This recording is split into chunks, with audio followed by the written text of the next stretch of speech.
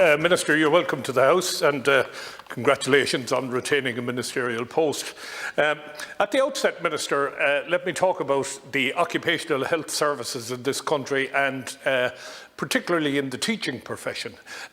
Some of the letters I have seen with respect to teachers with underlying health conditions are frightening, where the Occupational Health Service says this particular person is in a high-risk capacity but not a very high-risk capacity and would be eligible to continue on in their teaching role, but can only teach one student, must be protected here, there and everywhere. Effectively what they're doing is kicking back the issue of ill health or underlying conditions to the boards of management of school. And I know you will have probably sat on the board of management of a school yourself, Minister, and it is unfair. Boards of management are not qualified to deal with these issues. I rise today to support fully my colleagues in the Labour Party with this motion. COVID has shone a light into the dark area of employment law and significant issues faced by low-paid workers in many sectors. The absence of any legal right to sick pay by an employee in this country is scandalous, especially in a strong first world economy which is a part of the European Union.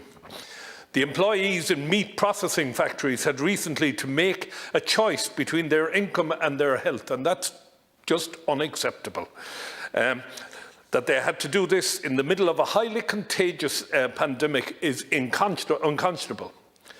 A pandemic in which not only their own health was put at risk, but they put at risk the lives of the people they shared the community with. We're now caught in a strong swell of a second wave, which can be traced back to the first outbreaks in the meat factories after a very successful lockdown. But the lack of legislation has failed us. The issue of mandatory sick pay for far too long, and all in the name of profit.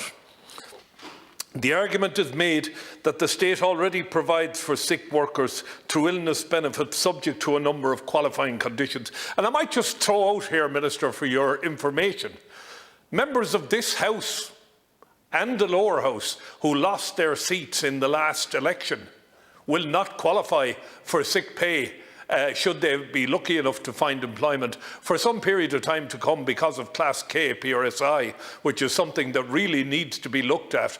We're using the PRSI code as a tax. Who would pay for insurance and get nothing from it? At any rate,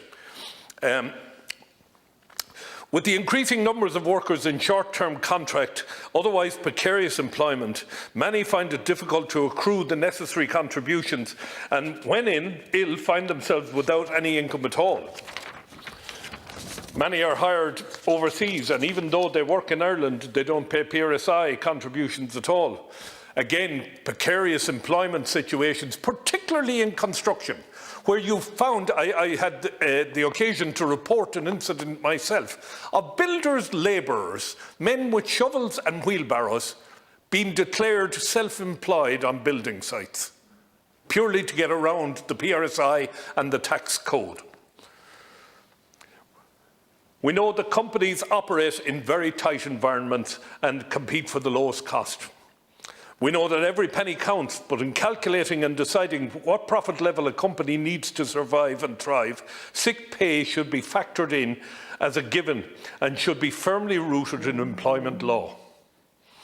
As it is, there's far too much exploitation, particularly of migrant workers who work mainly in the construction, hospitality, caring, retail, food and processing industries.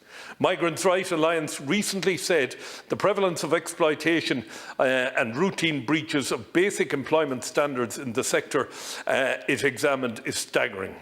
We have workers in this country who are not even given the pay they are legally entitled to, and on top of that, they don't have any sick pay. And indeed, Minister, indeed, a person contacted me recently who was told by one of these employers that employs people from outside the country that he or she was paying emergency tax and should contact the Revenue Commissioners to recoup the tax that they paid. When they contacted the Revenue Commissioners advised they had not received any tax in the name of this person after 6 months. There was something wrong with that we're allowing that to go on. Being part of a race to the bottom in employment conditions and law is something that Ireland should not be proud of. We should be deeply embarrassed by it. Patricia King, General Secretary of the ICTU, recently said up to half the labour force, including hundreds of thousands of low-paid essential workers, do not receive sick pay and are financially compelled to keep working even when they're sick. And indeed, we see right now in the middle of this COVID crisis, the lowest paid in our society, the cleaners, the refuse collectors and people like that, they're treated in an appalling way. In some countries, and my own view is they should be paid the same money as a consultant, because without them we'd all be sick. But anyway, for workers who are already fortunate enough to have sick pay as part of their contract of employment, I would also recommend taking out income continuance insurance for those that can afford it. Indeed, what we need is a state-based income continuance insurance. Where an employee gets sick, they would be guaranteed up to 75% of their salary.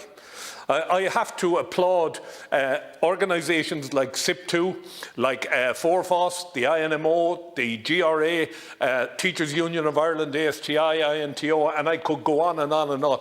All of these unions have done what the state couldn't do, and that is that they have done deals with insurance companies to ensure that their members have access to income continuance insurance.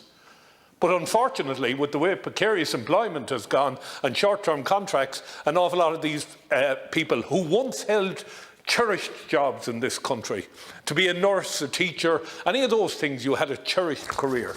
Sadly, they've now become short-term positions and they're of little value. Employees' income must be guaranteed at every stage in the life cycle. Going back to the teachers I spoke about at the outset of this, if a teacher is told by the occupational health people, you're high risk but not very high risk, and the board of management say, well, I'm terribly sorry, you can't come to work, go back to your GP, and the GP says, well, I'm not prepared to certify you to go into a school and teach. After a period of time, they drop off the sick leave payment within the Department of Education and they become broke. And that's simply not on.